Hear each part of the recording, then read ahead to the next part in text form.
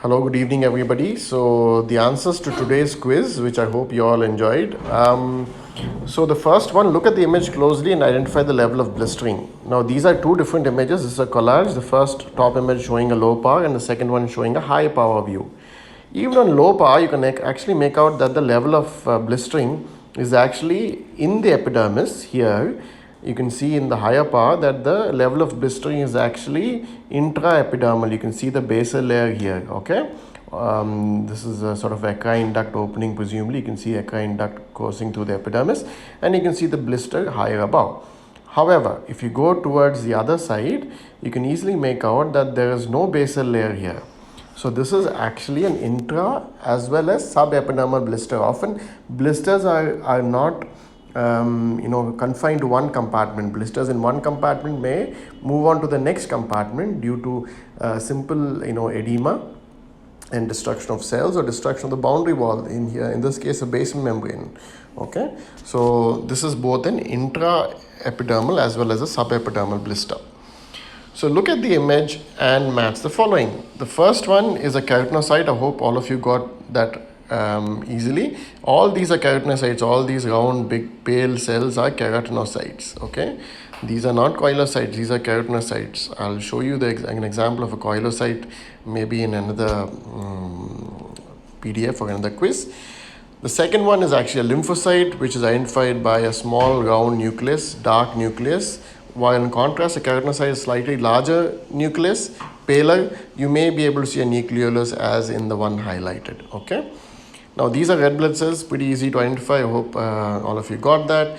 Now this is what confused most people, number D, which is basically a large, sort of slightly more oval epithelioid cell.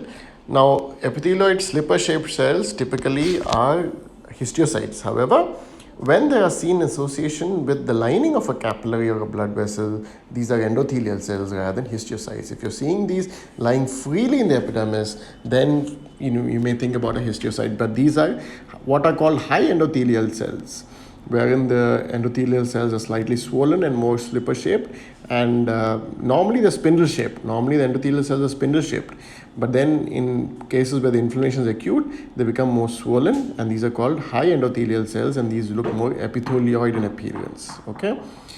Now moving on to the next question. Which of the following features are present in this picture? Now the most obvious thing that is present is massive keratinocyte necrosis or apoptosis, which is giving this sort of a reddish pink hue to the entire section. Now this is something that you should not miss. Now in association with this, you see a normal basket weave stratum corneum, what we call orthokeratosis. All right, so you've got two things already here. Then you definitely have lymphocyte exocytosis as well. You see lymphocytes, these small round dots getting into the epidermis. So this is lymphocyte exocytosis. There is no hyperkeratosis, there is no parakeratosis, there is no compaction of the keratin, so there's no compact hyperkeratosis. There is definitely basket weave stratum corneum, which I've explained earlier. There is no viral koilocytic change, and I'm not sure why most of you got confused by this. Viral koilocytic change, I'll probably put up a slide later on. This does not look like this. Viral koilocytic change, usually the cells are quite hyperchromatic, have a steel gray nucleus, hypergranular cytoplasm, quite different. Okay, so this is not viral koilocytic change. Please look it up. Now, all right, now probably I have to explain the histology a bit more before we get to the clinical diagnosis. Now, such massive keratinocyte necrosis when seen, there are really only three conditions that can cause this, especially when you have a normal stratum corneum. If the stratum corneum is also destroyed, then you may think that it's something, a chemical applied on top which has destroyed the epidermis. No, the stratum corneum here being intact, the insult has to come from within, which means that this has to be either erythema multiforme, Stevens-Johnson's, or TEN, toxic epidermolysis, epidermal necrolysis. Okay. So these are the only three differentials here. There are no other differentials in this particular entity, especially when there's a basket weave stratum corneum, which implies that the insult is acute. In chronic cases, there is either the keratinization is disturbed. There is this maturation of the epidermal keratinocytes, which in turn leads to either parakeratosis or hyperkeratosis. So some amount of stratum corneum change occurs in sort of subacute chronic cases. In acute cases like this, erythema multiforme, it's one of the typical features, and a clue to the diagnosis is the presence of a basket weave stratum corneum. All right. Now, once you've got the histological diagnosis, it's easier to get the clinical. The first one is actually fixed drug eruption causing a hyperpigmented lesion on the lip, recurrent and persistent. Okay, now most of you, got this slightly wrong. The second clinical picture is that of lichen planus. You can see the Wickham striae, and definitely this isn't. This is a targetoid lesion typical of erythema multiforme, and this is indeed the answer. I'm not sure why most of you were confused by this. The commonest diagnosis, in fact, was number 4, which is in fact a case of pleva, pityriasis lichenoides acuta.